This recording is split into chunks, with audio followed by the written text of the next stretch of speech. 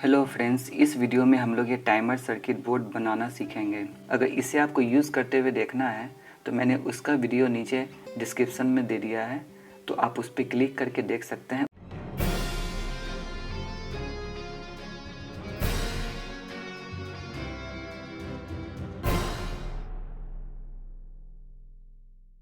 तो पहले हम लोग ये सर्किट डायग्राम को देख लेते हैं और देखने से पहले आपको ये बता देते हैं कि काम कैसे करता है। इस टाइमर सर्किट बोर्ड को मैंने एक पीवीसी बॉक्स में बनाया है। इसमें से एक तार निकली हुई है, इसे आपको डायरेक्टली लाइन में कनेक्ट करना है। लाइन में कनेक्ट करने के बाद इसमें डायरेक्टली पावर नहीं आएगा। यहाँ पे आपको ये स्विच को प्रेस करना पड़ेगा। ये स्विच को जब आप प्रेस करेंगे तो ये रोटरी स्विच जब आपका 1 मिनट पे रहेगा तो ये 1 मिनट पे ये ऑन होगा, और अगर ये 6 मिनट पे रहेगा या फिर 15 मिनट पे या फिर 30 मिनट पे या फिर 1 घंटे पे या फिर 2 घंटे पे रहेगा, तब ये उतनी ही देर के बाद ये ऑन हो जाएगा। और इस चीज़ को रिवर्स यानी इस चीज़ को उल्टा करने के लिए यहाँ पे एक स्विच दिया हुआ है, यानी कि अगर स्विच को हम लोग ऑफ मोड में कर देंगे तो इस स्विच को प्रेस करने के बाद ये ऑन हो जाएगा, लेकिन ये जिस पे भी सेट किया हुआ रहेगा उतनी ही देर पे ये ऑफ हो जाएगा। यानी कि यहाँ पे अभी ऑटो ऑफ पे सेट किया हुआ है, तो अगर हम 15 मिनट पे सेट करके अगर स्विच को प्रेस करेंगे तो ये ऑन हो जाएगा, और फिर 15 मिनट के बाद ये खुद से ऑफ भी हो जाएगा। फिर वही अगर हम 30 मिनट पे सेट करके इसको ऑन करते हैं तो ये फिर 30 मिनट के बाद खुद ब खुद ऑफ हो जाएगा। और वही अगर स्विच को हम लोग ऑन कर देते हैं तो फिर इस स्विच को प्रेस करते ही ये ऑफ हो जाएगा, और फिर 30 मिनट के बाद ये ऑन हो जाएगा।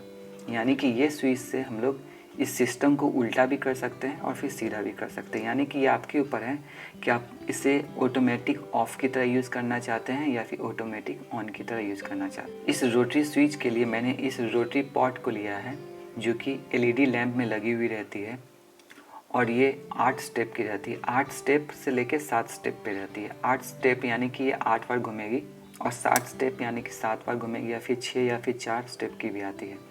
तो मेरे पास जो इसमें लगा हुआ है, मेरे पास इसमें 1 2 3 4 5 6 7 8 में ये जो लगा हुआ ये 8 स्टेप की है। 8 स्टेप की ऐसे है कि जब हम लोग 1 मिनट पे करते हैं तो उसके बाद भी जब हम इसे घुमाते हैं जो बिल्कुल ये ऑफ रहेगा, और फिर इस 2 घंटे के बाद ये एक बार और घूमेगा। यानी कि 2 स्टेप जो इसमें एक्स्ट्रा है उसे हमें यूज़ नहीं करना है।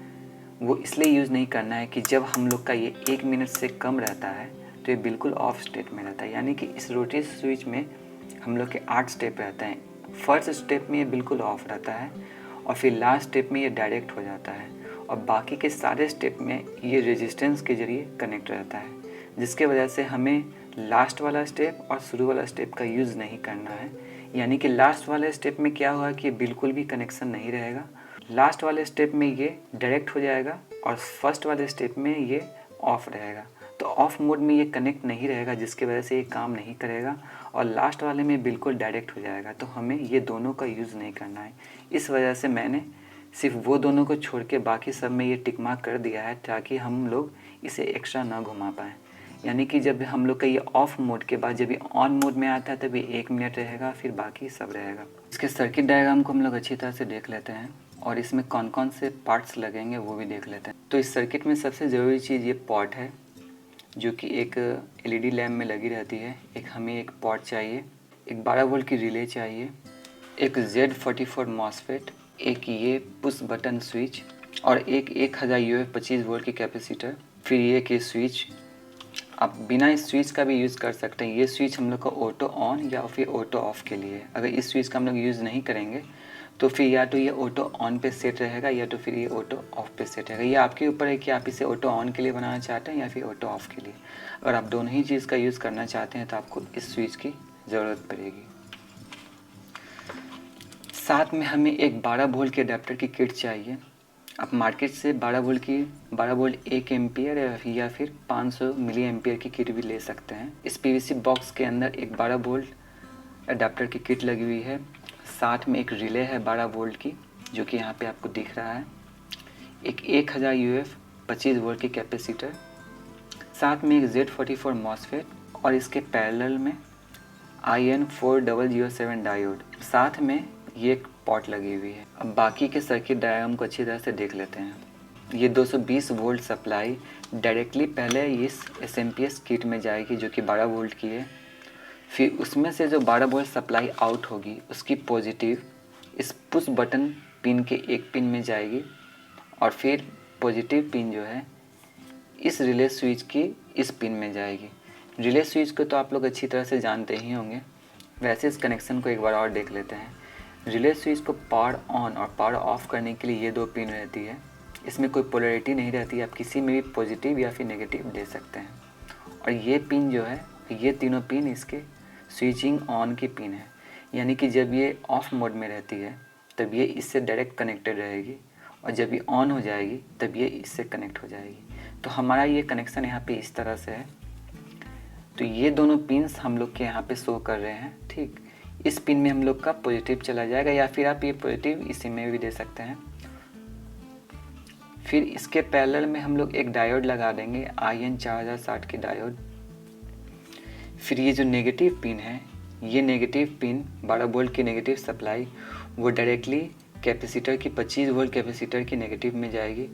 इस कैपेसिटर की अगली पिन जो कि पॉजिटिव है वो पिन इस पुश बटन स्विच के अगले पिन में जाएगी। फिर वो पॉजिटिव पिन जो है मॉसफेट के गेट पिन में जाएगी। मॉसफेट की गेट पिन ये फर्स्ट वाली रहती है। इस मॉसफेट की फर्स्ट पिन को हम लोग पॉजिटिव से कनेक्ट करेंगे जो कि कैपेसिटर की पॉजिटिव है, जो कि जब हम लोग इस स्विच को प्रेस करेंगे तो ये 12 वोल्ट की पावर सप्लाई इस गेट में डायरेक्टली इन हो जाएगी। फिर इसकी जो ड्रेन पिन है, यानी कि ये पिन जो कि इसकी मिडिल पिन होती है, ड्रेन पिन, इसमें से एक पिन निकलेगी जो कि डायरेक्टली इस रिले स्विच के इस पिन में जाएगी, जो कि इस रिले स्विच को पावर ऑन करेगी। फिर लास्ट वाली पिन जो कि सोर्स पिन है, जो कि यहाँ आपको दिख रहा है, ये सोर्स पिन जो है डायरेक्टली 12 वोल्ट सप्लाई की नेगेटिव से कनेक्टेड रहेगी। ये कैपेसिटर की जो पॉजिटिव पिन है, ये एक पिन इस पॉट से कनेक्ट रहेगी।